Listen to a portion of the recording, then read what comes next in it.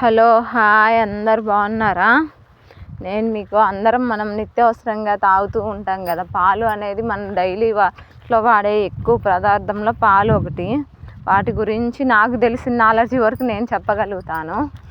దయచేసి అయితే పిల్లలకు మాత్రం పాల ప్యాకెట్లు అయితే అవాయిడ్ చేయండి. ఎందుకు అని మీకు క్వశ్చన్ వస్తుంది కదా. మన ఊర్లల్లో ఉన్నప్పుడు అమ్మ వాళ్ళు క్వశ్చన్స్ వేస్తుంటారు పాలు కొనే వాళ్ళకి. మీ బర్రె ఈయనెన్ని రోజులైంది, మీ బర్రె కట్టే ఎన్ని రోజులైంది, ఈ పాలు పిల్లలకి తాపాలి కదా, నెల తర్వాత పోయండి, నెల ముందు పోయండి అని ఇన్ని క్వశ్చన్స్ అడిగి పిల్లలకు పాలు పోయించుకోవడానికి ఆలోచించి పాలు పోయించుకుంటారు.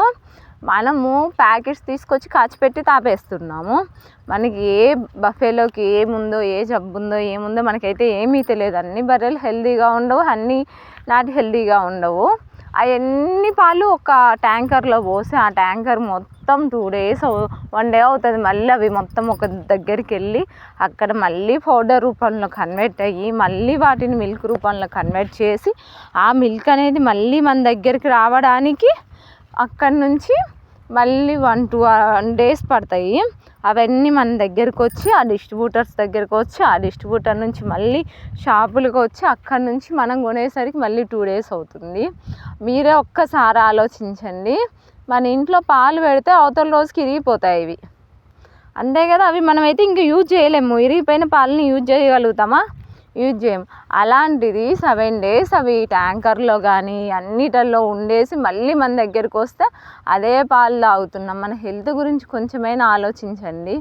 ఒక్కసారి మీ డైరీస్ కానీ మీ దగ్గర ఏవైనా బఫేలోస్ ఉన్నా చాలా వరకు అయితే అడిగి మరీ ఆ పాలు పోయించుకోండి. ప్యాకెట్ పాలు అయితే అస్సలు తాగకండి. పిల్లలకైతే చాలా ఇష్యూస్ వస్తాయి ప్యాకెట్ పాల వల్ల. అందుకని ప్యాకెట్ పాలు చాలా వరకు చాలా అవాయిడ్ చేయండి. చిన్నపిల్లలే కాదు, పెద్దవాళ్ళైనా ఎవరైనా ప్యాకెట్ పాలు అయితే వాడకండి. ప్యాకెట్ పెరుగు కానీ న్యాచురల్గా కాచుకొని కొంచెం తోడేసుకుంటే పెరుగు అవుతుంది. దానికి ఎందుకండి ప్యాకెట్ పెరుగులు అన్నీ తీసుకొని దాంట్లో ఏముండిద్ది? మనం ఇంటి దగ్గర 70 రూపీస్కి పాలు పోయించుకుంటాము. ప్యాకెట్ పాలు 7 రూపీస్కి వస్తున్నాడు. ఇక్కడ నుంచి కొని వాళ్ళ వర్కర్స్కి పట్టినందుకు కేంద్రాలలో డబ్బులు ఇవ్వాలి, ట్రాన్స్పోర్ట్కి డబ్బులు ఇవ్వాలి, మళ్ళీ అక్కడికి వెళ్ళినందుకు డబ్బులు, అవి మళ్ళీ ప్యాకెట్ రూపంలో కన్వర్ట్ చేసినందుకు డబ్బులు ఇవ్వాలి, అవి మళ్ళీ షాపులకు వచ్చిన వాళ్ళకి లాభం అయినా మనకు 70 రూపీస్కి ఇస్తున్నారు. అంటే వాళ్ళకి ఏమీ యూజ్ లేని అంత తక్కువకైతే మనకి మిల్క్ ఇవ్వరు కదా. అంటే దానివల్ల ఎన్ని ఉంటుందో మీరే ఒకసారి ఆలోచించండి. నేను ఇంతకన్నా చెప్పకూడదు. సరే, 1 like and subscribe చేసుకోండి. ఇలాంటి మంచి విషయాలు ఎన్నో చెప్తాను.